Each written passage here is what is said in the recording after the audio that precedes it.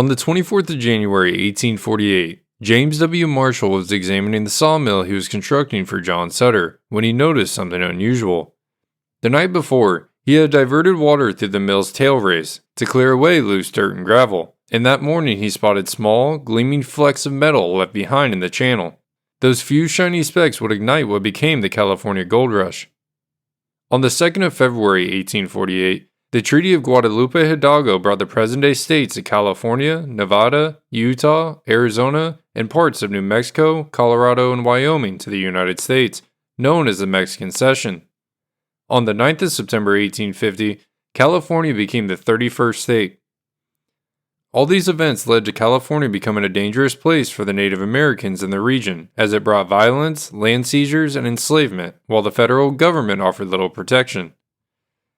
By 1851, Governor Peter Burnett warned that unless Indians were removed east of the Sierra Nevada, a war of extermination would continue until they were extinct. In Central California, the Yokuts at first lived and worked alongside settlers, but mounting abuses and pressure on their homelands pushed tensions toward violence. By the spring of 1856, those tensions erupted near present-day Porterville at a place called Battle Mountain during a conflict known as the Tule River War. Well, let's get into it, shall we? My name's Steven, and welcome to Wild West Deep Dives.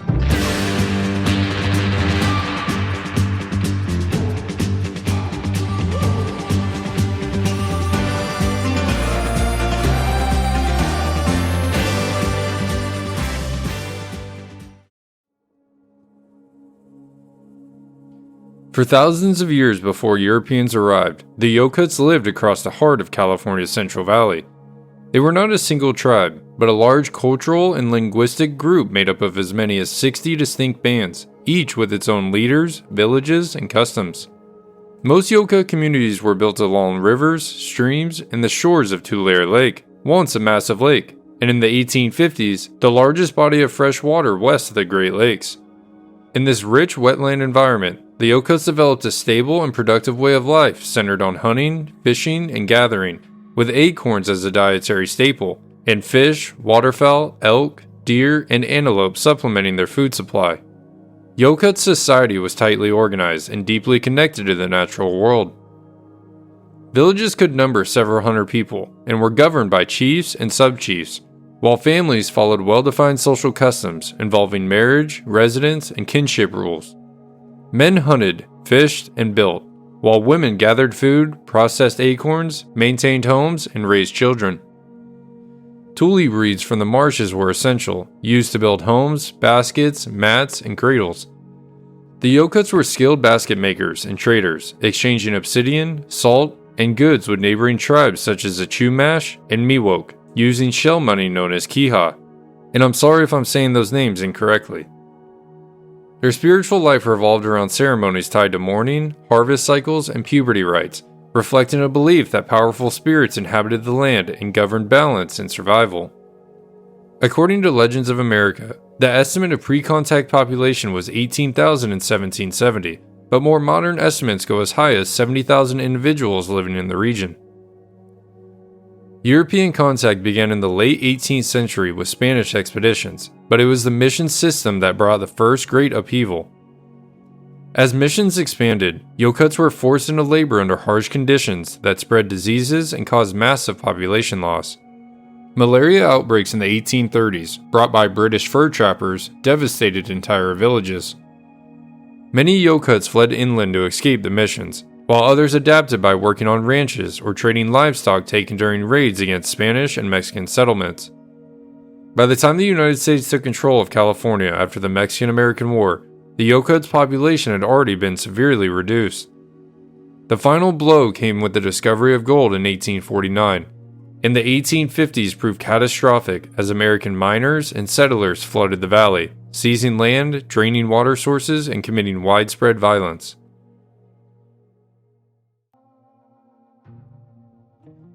The long slide toward war in the Tule River country began years before the first shots of 1856 were fired, rooted in fear, rumor, and cycles of retaliation that steadily erased any chance of restraint.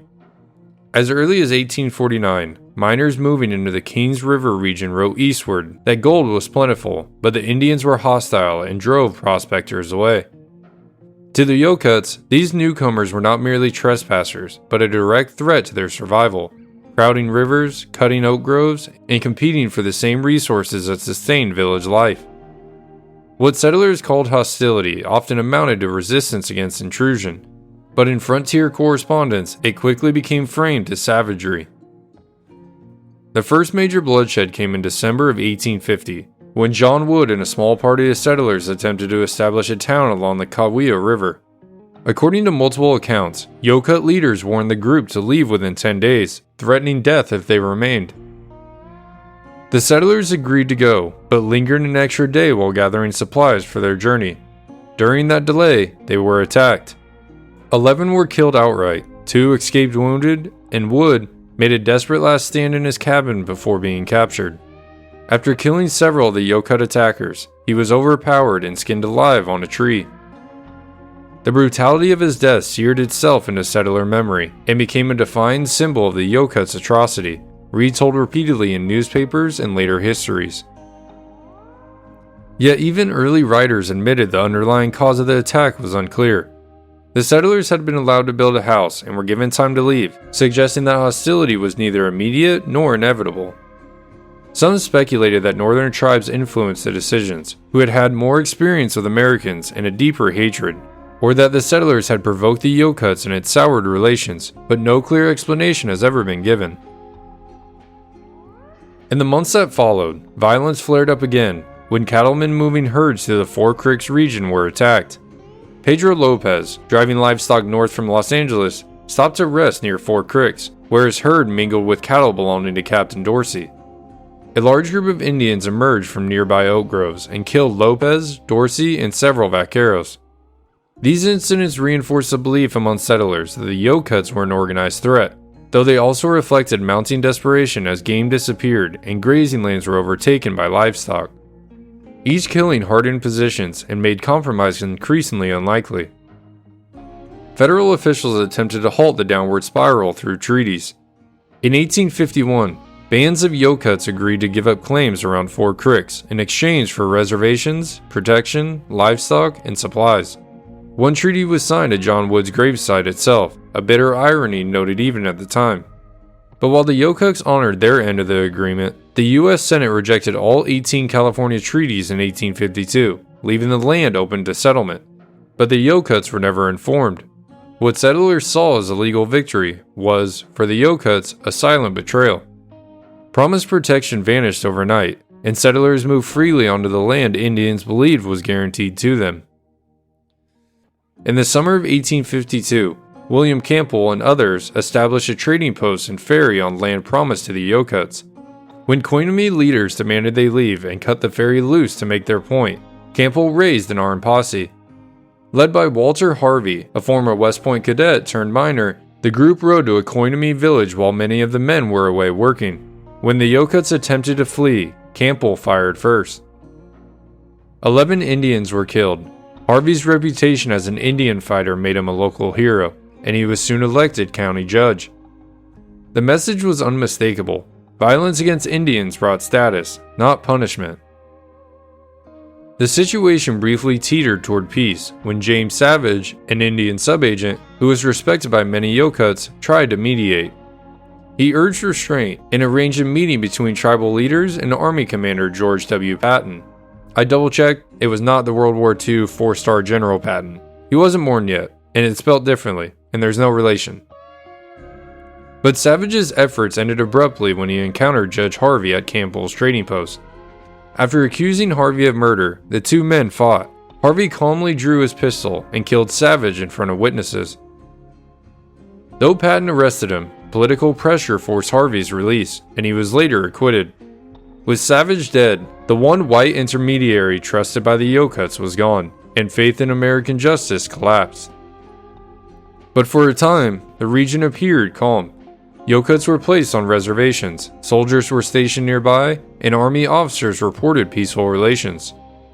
As late as 1855, Captain E.D. Townsend noted that the Indians lived quietly, worked for settlers, and showed no hostility. But this peace was thin and deceptive. New gold discoveries along the Kern River brought another flood of miners, while cattle and hogs devoured acorn groves and root fields. Hunger returned, and desperate Yokuts began taking livestock, not in organized raids, but in small acts of survival that settlers interpreted as warfare. The final spark came in 1856 with a rumor that swept through the valley like wildfire. 500 head of cattle had been stolen and driven into the mountains. This story, however, quickly unraveled. First, the number dropped to 100. Then, it was said that cattle had been recovered. And finally, the real truth emerged. One calf had been taken, possibly even from his own father's herds, contributed by a young man named Packwood for a wedding feast with his Indian wife's family. Some settlers recognized the exaggeration and protested, but they were ignored.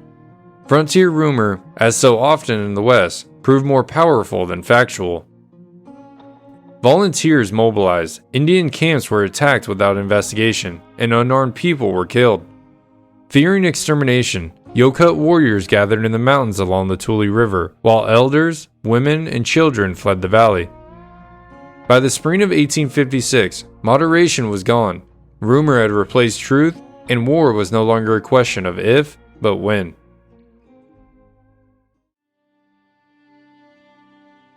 Once open fighting began, most Yokuts avoided direct confrontation. Families scattered in the Tule marshes. Some found shelter among sympathetic settlers near Visalia, and others fled toward the Sierra foothills. But one large group chose to stand their ground. They established a fortified village at the base of a small mountain on the north fork of the Tule River, using boulders, brush, timber, and the surrounding terrain to create a strong defensive position. This was not a hastily thrown together camp, but a deliberately chosen stronghold that controlled the open ground in front of it and was shielded on the flanks and rear by dense chaparral. On the 28th of April 1856, Forrest DeMasters, I also read that his name may have been DeMasters, I'm going to stick with DeMasters, but he led a large volunteer force, over 100 men, up the Tule River in search of what they believed was the main body of hostile Indians. These men were not soldiers, they had no formal training, no unified command structure, and no clear tactical plan. Moving like hunters rather than an army, they followed signs of smoke rising in the distance. When the brush opened into a small plain, DeMasters' men suddenly realized what they had found. The Yokuts were dug in behind a continuous line of breastworks, stretching hundreds of yards across the hillside. Even the settlers later admitted the position was admirably chosen and skillfully constructed. DeMasters, confident that rifles alone would give his men the advantage, ordered an attack. Now this may sound crazy, but remember, the Yokuts were armed with bows and arrows, and possibly a few flintlock pistols, so his initial thinking wasn't totally wild, but as you'll see, he was not correct. As the volunteers crossed the open ground, they were met by a sudden shower of arrows tipped with flint and hardwood. The fire forced the men to recoil into cover almost immediately. The Yokuts held their line, and when the volunteers tried to press closer, it became clear that the fort would not be taken by a quick rush. Recognizing both the strength of the position and the limits of his force, DeMasters withdrew about a mile and went into camp to wait for reinforcements. The first contact of the war had already demonstrated something many settlers did not expect. The Yokuts were organized, disciplined in defense, and capable of holding their ground. While this standoff was developing at the fort, a separate and deadly incident unfolded elsewhere. A small party of 9 mounted settlers, tracking a band of Tejon Indians believed to be responsible for earlier cattle thefts, they followed their trail through the night toward White River. Near dawn, they heard dogs barking and cautiously advanced on foot. When a single Indian stepped forward to investigate the noise, one of the whites, at the direction of John W. Williams, fired and killed him. The settlers then charged the camp, firing rapidly. 5 Indians were found dead, with none of the whites injured, and the attackers quickly withdrew, unwilling to pursue the scattered survivors in the wooded terrain. At the time, it was assumed that this band had been a raiding party, but nothing was ever proven. Later accounts suggest they may have simply been traveling home with women among them. When the 9 men rejoined DeMasters' camp, it was obvious that nothing could be accomplished against a fortified position without more manpower. Williams was dispatched south to Keysville to raise reinforcements. Riding hard through Lynn's Valley, Poza Flat, and over Greenhorn Mountain, he reached some mining camps along the Kern River the next day. There, roughly 60 miners agreed to join the expedition and immediately set out for Tule River. By the time they arrived, additional settlers had filtered in from across the valley. With numbers swelling, Sheriff W.G. Poindexter was elected commander. He now had roughly 140 men under his direction.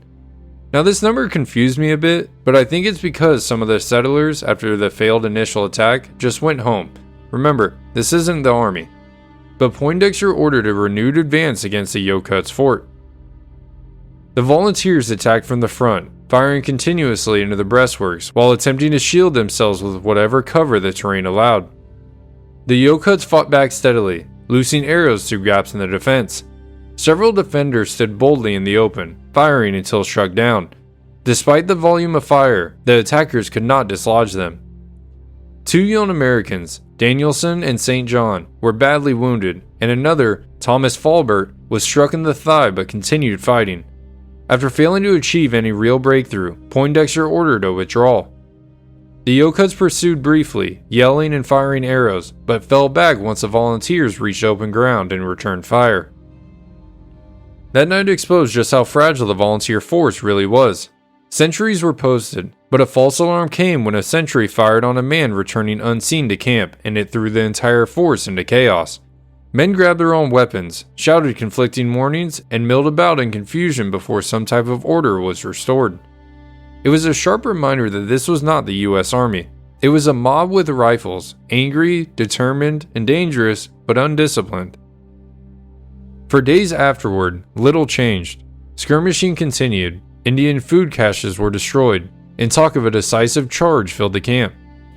William Lynn devised padded armor meant to protect attackers from arrows, made from cotton padding and canvas tarps, earning its wearers the nickname Petticoat or Cotton Bag Brigade. But no such grand assault ever materialized. Peaceful Yokuts near Visalia, who had taken no part in the fighting, were driven out simply because they were Indians. Some settlers even proposed exterminating a non-combatant village under cover of darkness, a plan only thwarted when the intended victims fled in time, warned from friendly settlers of the impending attack.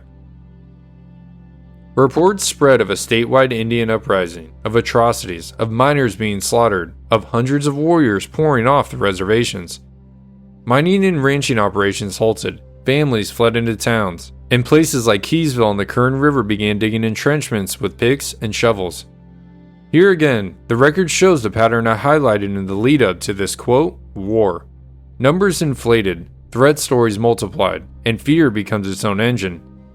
Some papers, like the Los Angeles Star, printed claims like 10 miners killed and 400 head of cattle driven off, while local meetings in Los Angeles declared, almost decisively, that Keysville's miners could handle themselves.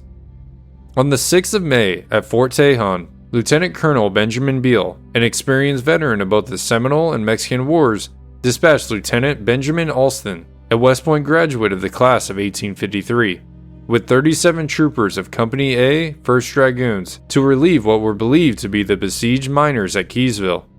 At the same time, Department headquarters ordered a second column into the field, 25 red-legged infantrymen from Company K, not to be confused with the Kansas Redlegs during the Civil War, of the 3rd Artillery at Fort Miller, commanded by 2nd Lieutenant Lorette Livingston, along with 30 men of the Millerton Militia, to advance on the Yokuts' fortified position near the Tule River.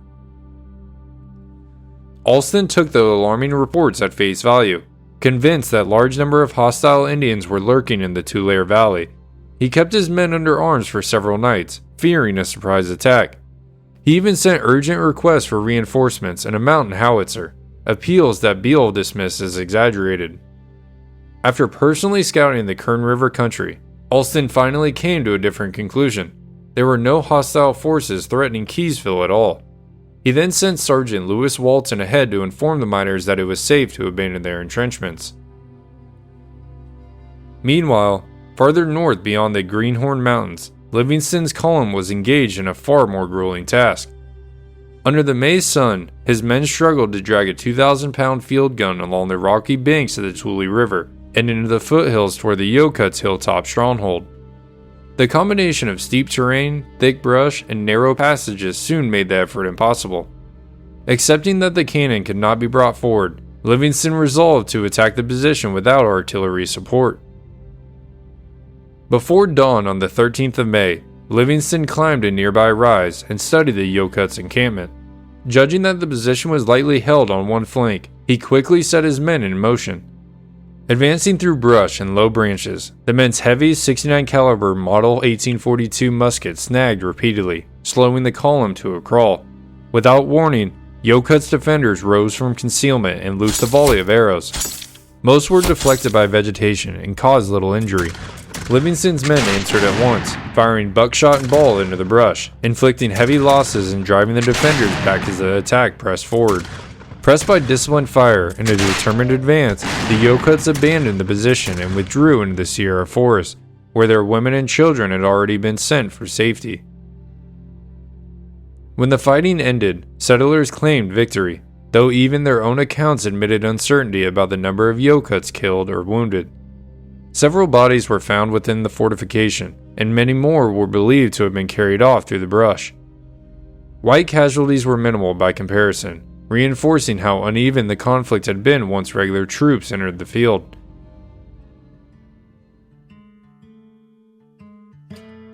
The army of settlers soon disbanded, but the war itself did not truly end. Night raids, retaliations, and forced removals followed, transforming what had begun as a confrontation over rumors and cattle into a prolonged campaign of displacement that would devastate the Yokuts long after the guns and bows on Battle Mountain fell silent. The fighting on the Tule River itself lasted only about 6 weeks. When it ended, the Yokuts drifted back into the valley, and for a time there was no collective resistance.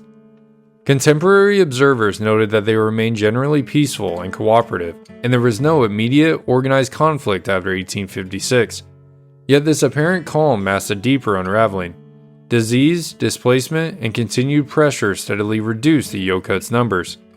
More than a decade later, a handful of isolated killings along the Tule River prompted the government to send troops from San Francisco and force remaining groups onto designated reservations.